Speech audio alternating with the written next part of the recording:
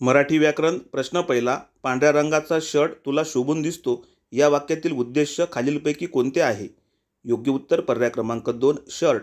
Shirt हा या वाक्यातील कर्ता, कर्ता हाच वाक्यातील उद्देश असतो.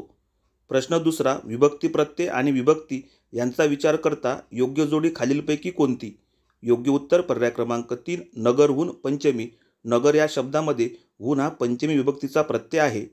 प्रश्न तिसरा. खाली दिलेली म्हण योग्य पर्याय निवडून पूर्ण करा. काशीत रिकामी जागा महात्म्य.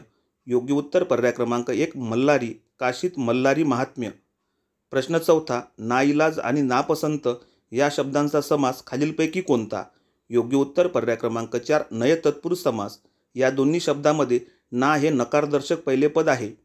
प्रश्न पाचवा. दिलेल्या पर्यायांपैकी सामान्य नाम कोणते होईल?